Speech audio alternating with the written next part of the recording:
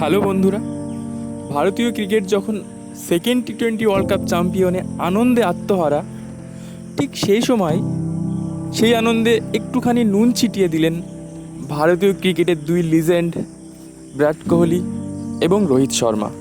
সেদিন টি-20 world cup final match শেষে তারা টি-20 ক্রিকেট থেকে সরে দাঁড়ানোর কথা ঘোষণা করেন। ভারতীয় ক্রিকেট সমর্থকরা যেমন 11 বছর পর চ্যাম্পিয়ন হওয়ার আনন্দে আত্মহারা, ঠিক তার পাশাপাশি তাদের দুই প্রিয় খেলোয়াড়কে টি-20 ক্রিকেটে আর দেখতে না পাওয়ার যে যন্ত্রণা, তাতেও কিন্তু অনেকটা মন খারাপ করে দিচ্ছে তাদের।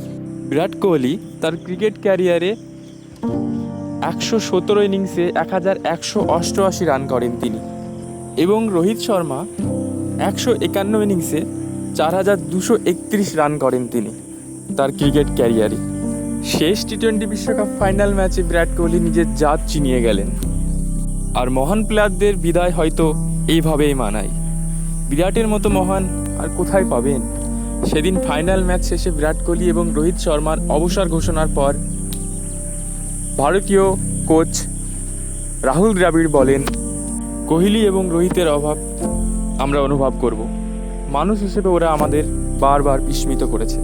সেদিন রোহিত শর্মা টি-20 ওয়ার্ল্ড কাপ চ্যাম্পিয়ন্স ট্রফি তাদের কোচ রাহুল দ্রাবিড়ের উদ্দেশ্যে উৎসর্গ করেছেন।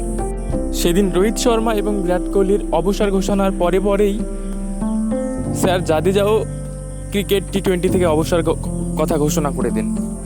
সত্যি, চ্যাম্পিয়ন হওয়ার পর একের পর এক দুঃখ যেন পিছুই ছাড়ছে না।